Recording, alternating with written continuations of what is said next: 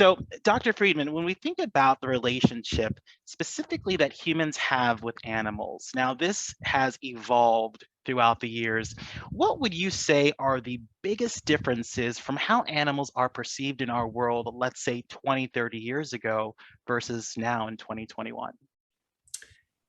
Yeah, I mean, it has been an amazing shift, and it makes me wonder where we're going to be in the next 20 years as we keep edging towards this new worldview that everything alive on the planet is deserving of respect and care and autonomy, that where we need animals to behave in particular ways, we can teach those behaviors rather than force them or coerce them.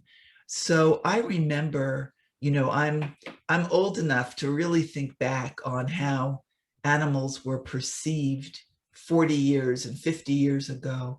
And there's always been a difference between pet animals and farm animals and laboratory animals.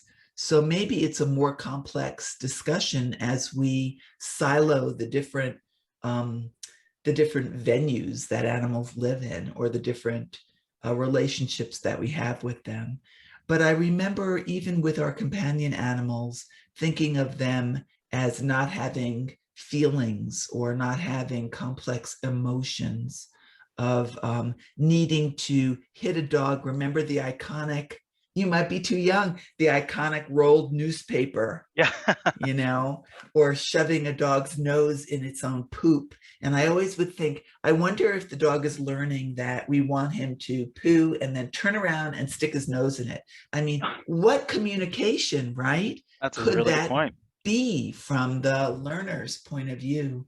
So I think we've gone from thinking of animals as commodities and as less than human in terms of complexity, and we've moved to a place now where we understand that that's not true, that they are very complex thinkers and feelers. And most strikingly of all, they're complex learners. Right. And so, like with our children, if we can learn how to teach them well, then the results can be extraordinary. Yeah. Right. And kind of going back to, your time working with children, and that's really kind of where a lot of this started. So what would you say during your time working with some of those young kids at that in that center? What are some huge takeaways that are still with you today that you still apply today, or some of the biggest learnings from that stage and time of your life? Yeah, it's funny. You're such a great and sensitive interviewer because even hearing you run that out touches my heart. I can feel my eyes get a little weepy, which has never happened before, thinking about those children in the current time. So thank you for that. I don't know, that ability to join with me in that remembrance is, I think, the greatest thing I took from that. I mean, everything I know started there. But the greatest thing I think is the notion of what we call antecedent arrangement. That is the arrangement of the environment before the behavior even occurs, antecedent, the before the behavior occurs. And that includes everything about the conditions we have our learners in. And the goal is to set up that environment so well that the right behavior, the desired behavior, is the best, most logical choice for the learner to do, to choose to do. And if you get the antecedent right, then all behavior is as needed and as expected, and all consequences are reinforcing. And I think that early lesson has really stayed with me. So I'm always looking at the antecedent environment, whether it's somebody's home, my home, someone else's home, whether it's in a zoo or a laboratory facility, and saying, before we think about selecting for the behavior we need with reinforcers, with click treats, let's step back and think about how the environment either facilitates the right behavior or facilitates the wrong behavior. There's so much power to influence in what we do before the learner even shows up. So that, I think, is one of the biggest things that's different than our cultural fog, I call it, different than our cultural casual knowledge about behavior. And this is why I absolutely, and you're getting a lot of love, by the way. I'm looking at Oh, the thank hearts just you. come through the channel, and a lot of comments coming through, which I'll Thank you. definitely share with you as we kind of move forward. But one thing that I absolutely love, why I love talking to you so much, is this is applicable to not just dog trainers. And I know, Right. for the folks who are watching right now, be it you're a general manager, a corporate partner, this applies to all of us. And when we think about the learners in our lives, the environment is so critically important. And of course, talking to our trainers right now, we know how important setting up the environment and making sure it's conducive for the learner. So Right. so so Dr. Friedman, staying on the topic of the environment, what are some common I'll use the word missteps that maybe a new trainer might do beginning the training process when it comes to setting up the environment? What are just some common missteps you think trainers make? Right. And I'm very bold about mistakes. So missteps is a great word for it. It doesn't carry all that negative failure responsibility that we all carry.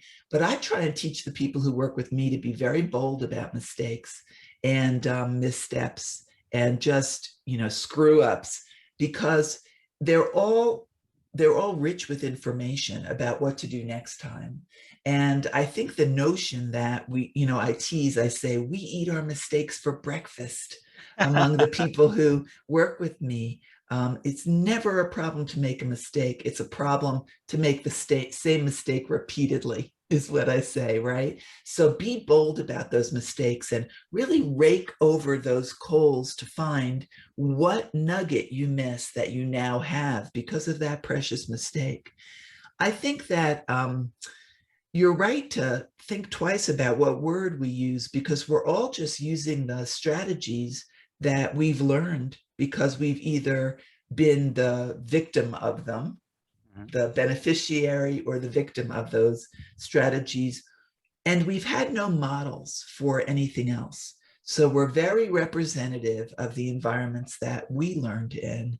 And for that, I think we can give ourselves a lot of forgiveness for what we don't know, and a lot of praise for the fact that we're even here together talking about new things. And again, Petco has really led that from a corporate point of view. And Darius, because I've said, I've just been amazed at that, picking up that mantle.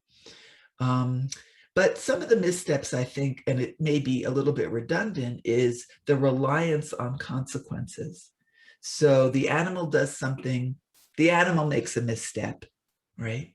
And then we punish the animal for that. We might scold them, we might scruff them, shake them by the scruff, we might do an alpha roll. Mhm. I mean, the alpha roll is sort of the iconic misunderstanding about how behavior works. The problem with those kinds of consequence heavy approaches is, again, that they don't allow the animal to have a better chance of making the right choice by us taking the responsibility in two ways. One is the antecedent arrangement. Move that couch 6 inches if the animal growls when it has to squeeze by. Or have a light inside the door if the animal balks it coming in. But also thinking of the mistakes animals make as skill deficits rather than willful disobedience, right? Think Right. of them as skill deficits, and think of yourself as a teacher for everyone who we come in contact with, peers as well as animals, as well as um, subordinates, for lack of a better word. We're constantly influencing each other's behavior. And so I think we need to think, when we see an animal behaving in a way we don't want, or we see our colleagues behaving and coming in late repeatedly, Mhm. the question I always ask is the same question, regardless of what species: elephant, giraffe, child, colleague. What's the reinforcer? What's the obstacle in the environment? How can we remove the obstacles and increase the reinforcement? So, I think it's really important to think of missteps as opportunities to learn, and that those of us around the misstepper to take some responsibility for each other's missteps, Hmm. because we are each other's environment. We're Right. influencing each other. We're each other's antecedents and consequences. I might not have a lot of influence over what you do, but every time we're together, by the mere presence of us being together, we are influencing one another. So how are we going to use that influence? We should not disregard that power, that empowerment, and we shouldn't not notice it. We should make use of it. Yeah, and it's you kind of spotlight something that I think needs to be underscored. We have to observe. I often talk with my trainers quite often, and how important is observation to Dr. Friedman when we're talking about measuring behavior.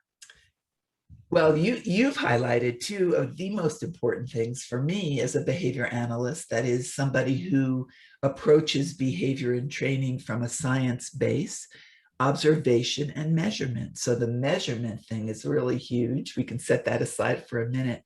Observation is the number one goal. I think observation and then connecting what you observe to your own ability to influence it, not to be a bystander in each other's behavior streams.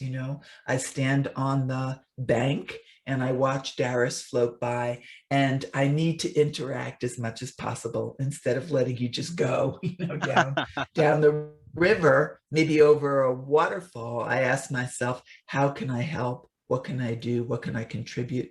So observation skills, and it's great to call them skills because we can improve them. We learn to do them, is number one. And then from our observation, we have to be able to interpret what we observe. And that's another skill set. I remember when I was on the California Condor Recovery Team, which has been disbanded because the condors have been so successful now. The biologists are wholly responsible for those birds now. I would stand behind one of the condor uh, propagators, breeders, and trainers, and he'd say, "You see that condor? He's about to bite the other one." And I'd say, "I saw nothing that indicated that. What did you see?" And he would say, and this is the most common answer, "I don't know. It's just sort of a feeling I have." And I would Ah. say, you need to be able to describe that in words, because if it's just your feeling, then we can't teach anybody else to observe with those keen eyes. So look again. And he would say, "Well, I see the shoulders going up and those feathers on that shoulder track. I see the eyes shifting and I see the head about to turn. Now that I could learn to observe and then give it meaning based on what happened next." So you're so right. The number one skill is observing behavior and the environment, the conditions at the moment those behaviors occur. The two have to be inextricably together, behavior and conditions, because neither happens alone. Mhm. Behavior never happens in a vacuum. It is always conditional. Conditions are always moving our behavior. So the best we can do is observe the unit together, behavior and conditions. Right. And so objectivity is obviously going to be very important as well. But I think we know as humans that it can be very easy to anthropomorphize the animal and make assumptions. So when you think about when that happens, be it a baby trainer or an experienced trainer, I think we've all been guilty of it at some point or another. What are some of the fallouts when you don't remain objective and or begin to anthropomorphize, i.e., give animals human-like feelings and emotions in a training session? These are such thoughtful questions, Darius, really. I have a funny relationship with the concept of anthropomorphism. I'm not so against it in the sense that, how can I say this briefly? How can I say anything briefly? I'm a We have failure an at the hour, brief. and honestly, if we go over an hour, I don't think people will be upset. Brief is something I continue to work at, but you're asking really questions that evoke deep answers for me. These are things that I've spent a lot of time thinking about, researching, studying, talking about. Anthropomorphism is not really the problem. It's Susan-pomorphism. It's Darwinism, because you can also misunderstand my behavior because it's filtered through your Darwishness, right? And I can misunderstand your behavior because it's filtered through my experiences. So I think that anthropomorphism is positive in the sense that it's a source of compassion. When I see you, with a big swollen ankle, I know what that feels like. And I can kind of Susan promorphically think about the pain and the discomfort and the lack of sleep and the worry about not getting to work and so forth. And that's how I feel compassion for you in that situation, is by projecting meanness. Mm. So when I project meanness on an elephant that has a hard time getting up from a laying down position, or a dog or a cat, that's a good use of that Susan centricness, because I'm projecting what I would feel in that situation. The problem comes when we do it and we're wrong. Mm. When you think that I'm angry because of one thing and really it's because of another thing, right? That's never happened in my life, by the way. Right. You're a mind Guilty. reader. You're a mind reader. That's right. And so this concept of anthropomorphism is as much a problem human to human Mm. within our species as it is across species. We're thinking we know what an animal thinks or feels, and that can be very useful on the one hand. But on the other hand, if we're wrong, it can be detrimental. So I think that our ethical standards help us with this, is that if we decide that we're going to stick with the least intrusive training methods, then even when we're wrong about what an animal is thinking, we will do no harm. And the other thing is to not work in a vacuum. I'm such a big proponent of teams, and that's why I want to reinforce people for coming forward with their mistakes, is that we can all share in that, teams and mentors, and talking about inter-rater reliability, have someone else look at the animal. When I do my consulting, I almost always have an expert in training that species on board with me. So Behavior Works has a giraffe specialist who sits on Zoom when we work with giraffe training, and an elephant specialist, and a general zoo exotic animals. I very rarely work alone, because I can only know so much, and my eyes see what they see. And as long as I have someone else next to me, then we can check that out a little bit. So don't run alone, Mhm. run in a pack, Yeah. get the village information, and that should help with the problem side of anthropomorphism. Dr. Friedman, let me tell you, I'm watching our chat stream as we're talking, and you are just blowing the minds of our traders. And specifically, Aaron Largesta says, I could listen to Dr. Friedman talk for hours. And I actually made the joke the other day, and I was talking to my partner. I said, honestly, Dr. Friedman could read the McDonald's menu to me, and I would be just as happy.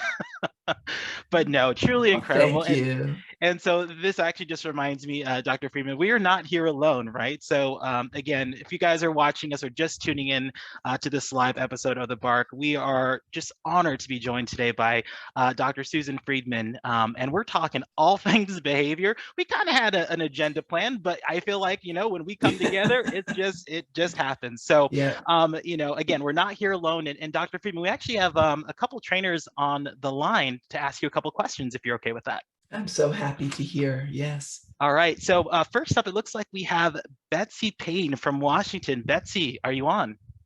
I am. Hi, Betsy. Hello. Good to hear your voice. Absolutely. So the question that I had for you, Dr. Friedman, was with LIMA becoming more widely adopted by the training community, do you foresee any components of LIMA evolving in the future?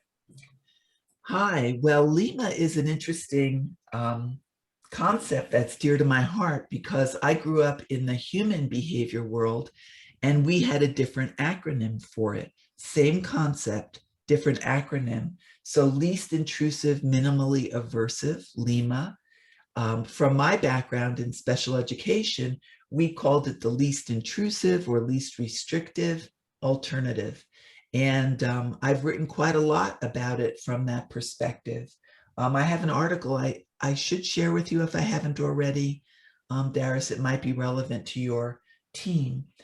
I think that we are evolving. First of all, we need to have very clear descriptions. We call them operationalizations. We want to operationalize. We want to make observable and unambiguous what a least intrusive, minimally aversive procedure would be. How do we compare our procedures? How do we make those determinations?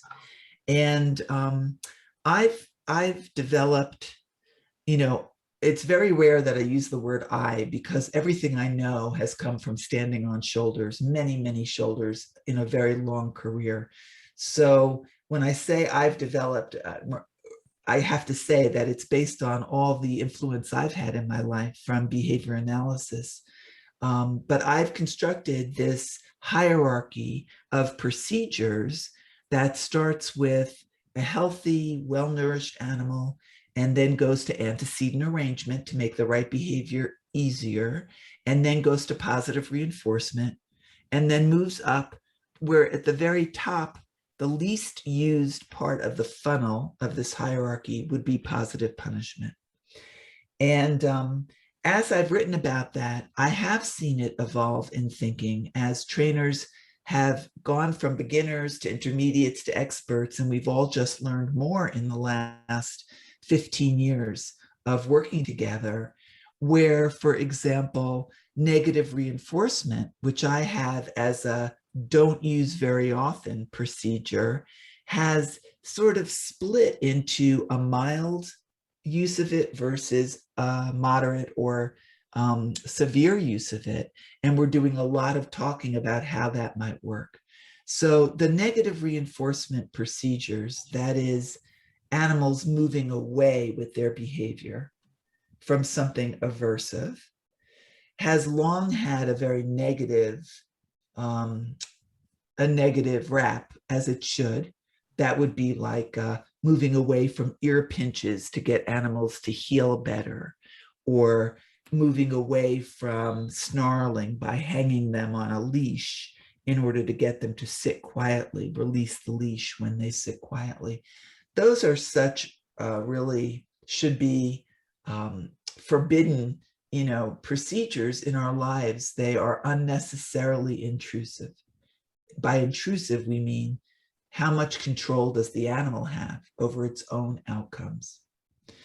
But there are also other uses, like every time we say no, we're saying move away.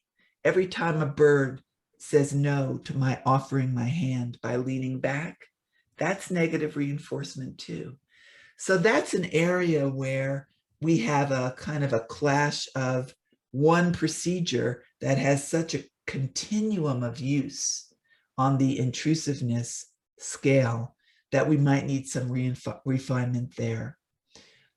What other things have changed on our LIMA approach? I think part of it is just getting people to understand what we're even talking about, that we're talking about a continuum of intrusiveness, and that effectiveness is important, but effectiveness alone, effectiveness without considering how intrusive we are and whether or not we could be effective with less intrusive procedures, is really the conversation we should be having. So if I were to reduce that to a single question, it would be for each and every one of us to always ask, can I be effective and give the animal more control? And if I can, that's the less intrusive procedure, and it's the one I should use.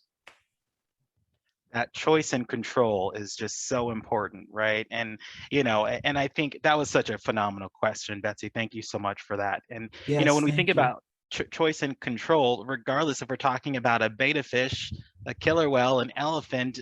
It's so important for not only their health and wellness, but also too for their ability to want to continue on with whatever it is that we're doing, right? So That's right. we have quite a few other folks with questions. And again, team, I first want to thank you guys so much for all of these questions. Dr. Friedman, we might have to do a part two of this segment.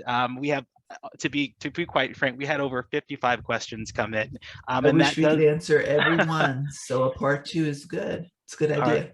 All right, wonderful, wonderful. We do actually have another trainer on the line, Diana Robertson. Diana, what's your question for Dr. Friedman? Thank you. First off, thank you, Dr. Friedman, for doing Hi. this. This is just absolutely incredible and wonderful. My I pleasure. loved your story of how you had built the story of rescue with the kitten. And I think that really speaks to us as primarily pet trainers. Every single one of our pet parents come in with a story built. How do we approach that story? Do we approach that story? Is that something we set aside and just focus straight ahead with the dog in front of us? Or do we connect with that pet parent, find that story, and help them adjust that story as necessary or realistic? Wow, these questions are amazing. Yeah, this is not your ordinary set of questions. What do I do when my dog barks at the mailman? And we can answer that one too. Fabulous, sensitive question. And it's one that we all, I'm sure, have thought about. You know, people say to me all the time, I wish I knew this bird's story. This bird that is quick to bite or quick to fly off a perch, or a dog that's quick to cower, or show whale eye or hackles up. I wish I knew their story. And just lately, it dawned on me, their behavior tells their story. We don't need more details. If I approach a dog and they go into the corner or bear down and hackles up and teeth expressed or whale eye or lip licking, that's telling me the story that they have been uncomfortable with human approach. Now, how much more detail do I need than that sort of meta story? Is their learning history has produced that level of discomfort that they predict when a human comes close, they are in trouble, there is a threat. Their behavior tells the story. And the same with the child and the same with the parent. So even when we don't know the details of their story, if we observe their behavior carefully under different conditions, when we're far away, when we come close, when our hand goes towards the food bowl, we are learning their story based on their current behavior. And that's enough to set behavior goals and start teaching skills through sensitive environmental arrangement and shaping. What does it help me to know the story beyond seeing the story in their current behavior? I'm not sure I get more information. And it's always about taking them from where they are now, what they show us now with their behavior, to where we want them to go to be more successful, more in control of their own outcomes. That's what we wish for every animal. So I consider what I see of their story based on what people tell me and what their behavior tells me. And then I reinterpret that as behavior goals and skills that need to be built and generalized condition by condition by condition. Does that help? Yes. Thank you. Diana's still on. Sorry. I was also wondering about, the pet parents' expectations and their story of what their dog is and what their dog is to be. Yeah, and that's another deep well of careful, sensitive thinking. My background in special ed has given me a lot of experience hearing and holding the parents' stories. And I think that we need to make time for those stories because there's the sharing serves so many different purposes. Um, for maybe the main purpose is just simply to be a good witness of what someone else is holding in their heart, that they understand they're not alone because we listen well. You know, we are authentically willing to take those minutes to be involved in their story. I used to hurry people past that story because I know that I didn't need that level of detail, 45 minutes of, and then this happened and then that happened. But I quickly learned that the reason for careful listening and witnessing other people's experiences is being able to help them move past it, aside from the ability to build skills with their animal. So, we learn careful ways. I'm sure Darius is just really expert at this, and you are too, I think, or you wouldn't have hit on this skill set we need to have. We're able to take a bite of the story and then ask people to hold the rest for the next time, to start to give them success with their animal or reassurance that we can help, and then take another part of their story the next time and work through it kind of piece by piece. But you're so right. I mean, you're pointing to a different focus for our influence, and that is, what is the need for people to share that story with us? And we can see that readily. All the things that hurt us, guilt, regret, sorrow, failure, all the things that we all keep in that backpack that just weigh us down. And we can be part of helping people take out those stones one at a time. This is just so incredibly timely, and Diana, I appreciate that just incredibly thoughtful question. Dr. Friedman, just a couple days ago, we were having a conversation here on Workplace, specifically talking around trainer burnout, but also to compassion fatigue. Knowing that, why I love doing what I do is I love hearing stories, right? And sometimes it could be a double-edged sword because as trainers, we're so invested in the dog that's right in front of us, but we're so, in many cases, emotionally invested with the pet parent that's in front of us as well. So, for trainers who have either experienced burnout, experienced compassion fatigue, or maybe they're kind of on that fence of I'm almost there, what best advice can you give to a trainer who is so engulfed into your point, these stories that can help them really just to truly take care of themselves and be the best trainer that they can be? Yeah. You might not like my answer, but I'll tell you, I say, you take the time you need to feel that pain because it's real and we don't want to rush past it. And then you snap out of it and get to work. Because this is a very demanding planet. This planet is not for the faint of heart. We know that things die unfairly, unjustly. We know that death and pain and suffering are not merit-based, right? So that makes this an extremely difficult planet to stay uplifted and to stay encouraged to continue to influence well and help others. So I think part of the problem is that we're encouraged, from very young ages to rush past our sorrow. So I always say, take a minute, feel that sorrow. Let's stay there. Let's not rush.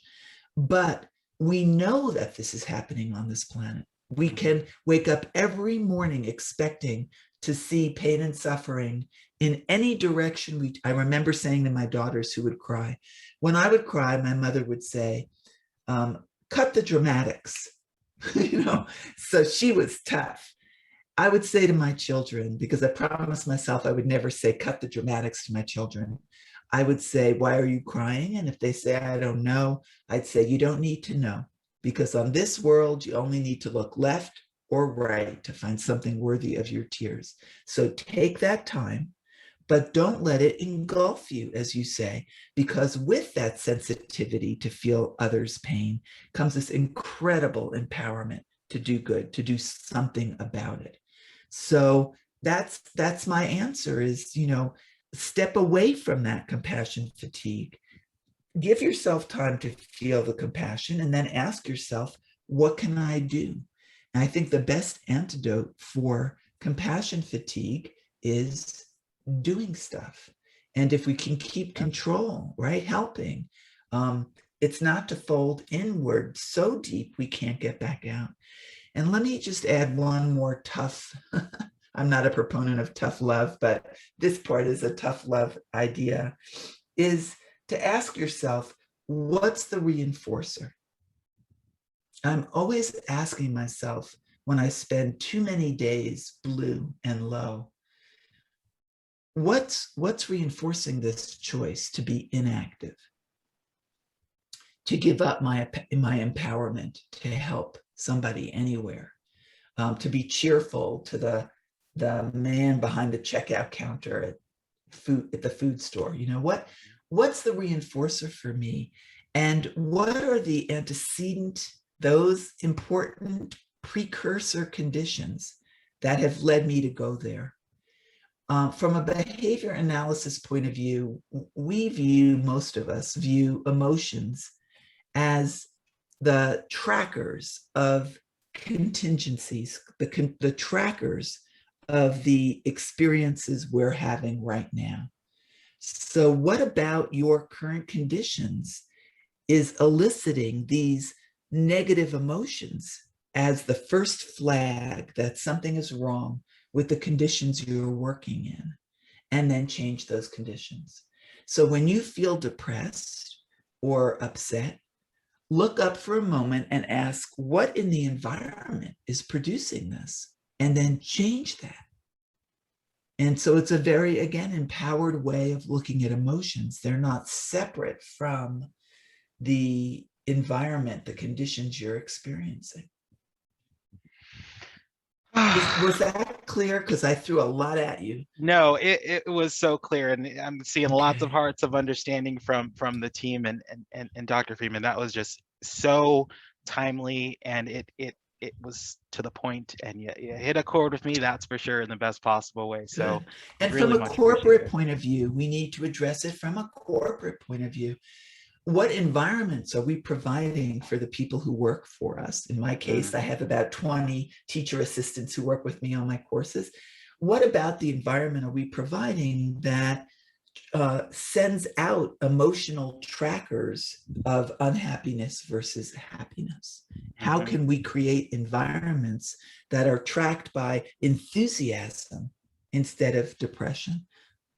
You know, people are working with us 8 hours a day. That's more time, and they sleep 8 hours a day.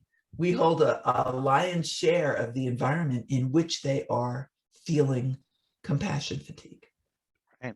So what can we do about it?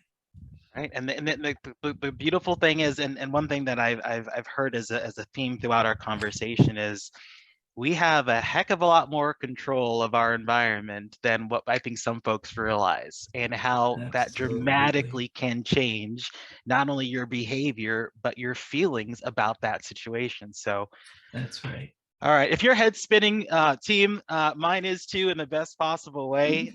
So Dr. Friedman, we're coming up on our 10 minutes here. So I want to do just a really quick fire round of questions for you. I want to get as many of these questions from our team that came in. So the first question is, where do you see the dog training industry going, let's say 5 to 10 years from now?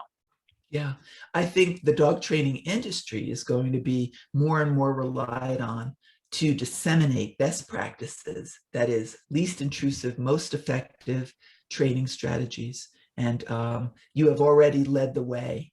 That feedback to my parenting seminars and to the way that I understand how behavior works. You have led the way in many ways, so keep on. Keep on keeping on. I love it. All right. So, Dr. Friedman, one thing that we have really, of course, been leaning in pretty heavily this year, you may have not have known this, but, you know, during COVID, our dog training program completely shut down. And it was a very scary time, I think, for everyone involved. And, you know, one thing that we have done is we're slowly building our program back up, brick by brick by brick. And of course, you know, one piece of this, the most important piece to me, me is going to be our trainers. And one thing that they've said quite often is, I want to further my education. So having you on doing things like this is so important. But question that actually came in from our trainer, Sarah Anderson out of Nevada. She says, Dr. Friedman, do you have any recommended courses specifically for a baby trainer who is looking to go and achieve their CCPDT exam? Are there any courses that you would recommend for trainers to kind of Oh my goodness, how can I not talk about my own course? go So for it?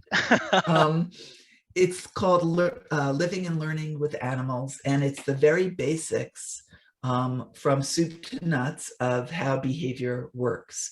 It's very much talking about the things that we were talking about. And as far as being a baby trainer, which is an awfully cute way to be open about where you are in your career, I admire that. It's very custom fit to each individual. And so whether you're a beginner or advanced, thank you. There will be one-to-one discussions with you over homework questions that fit your level. And so consider that, please. And then there are other great places for me to recommend. Karen Pryor Academy, Ken Ramirez's webinars at his ranch. I would never hesitate. And look at the faculty, because the faculty spinoffs are very strong, like Michelle Pouliot, Kathy Sadeo. These are people who I learned from and adore. So yeah, that would be my advice. Come to me, I want you. All right, so kind of move on down the questions here. And I actually think this one's super cute. Literally the question is, what is your favorite thing to eat? Getting to know Dr. Susan Friedman a little bit more. What's your go-to snack? Well, my favorite thing to eat is pasta. All right. And that could be a snack food if I wasn't trying to be healthy.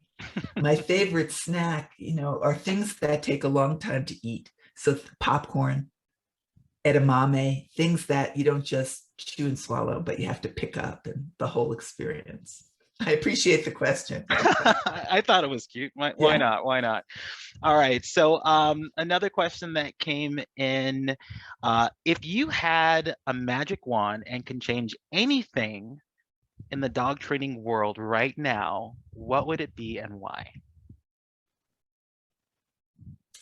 That's funny, because I use the magic wand metaphor every time I hear a terrible story. I tell people, I'm sorry, I'll keep looking for that magic wand. It would be that people understand how behavior works, which is very different from a science point of view. Learning behavior is very different from a science point of view than our cultural fog. If we could arm people with this understanding, their behavior would be so radically changed. They would understand they could access their reinforcers without force and coercion. So I guess that would be, it's kind of a big goal, but if I've got that wand, why not go for the brass ring, right? We should be teaching this information to children by second grade. It should be in the curriculum. Yeah. Right. And that could be a whole nother conversation for sure. But, when we think about, I'm trying to get to the question. Oh, where to go? All right. So the next question for you, Dr. Friedman, when it comes to influence, right? So we talk about trainers have influence. This question came in from one of our trainers in Wisconsin. He says, how do you help to influence a pet parent who is greatly influenced by some of the TV trainers that don't align with what I believe in as a dog trainer?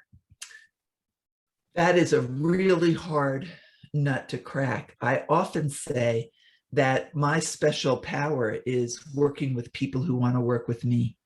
And if I get a lot of kickback because they would rather use force and coercion, then I have to tell you, I feel like a little bit queasy saying this in this group, but the truth is I will walk away from that person, because in my long career, what I found is I could train 50 people who want to know about how behavior works and positive reinforcement and shaping in the time it takes to debate with that one naysayer who often carries so much force in their delivery.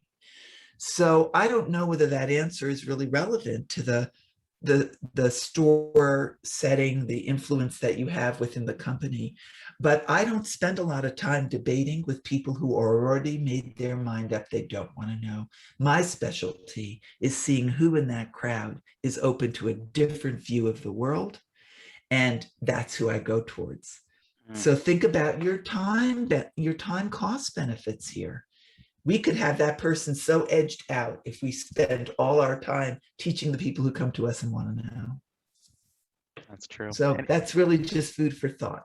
yeah, and it definitely gets us all thinking. And I mean, we spend so much time with our pet parents. Why not? Why spend time for so long with someone who just doesn't want to be there? So but to your point, it's definitely a very interesting conversation. Right. All right. So, and I'm going to pause really quick and just thank you for coming on today. I know our trainers have just been through the moon about this, the folks who are watching it live right now, and for the folks who are also going to be watching this later. On behalf of the entire Petco family, Dr. Friedman, thank you so much. And I would love to do this again if you would be game for it.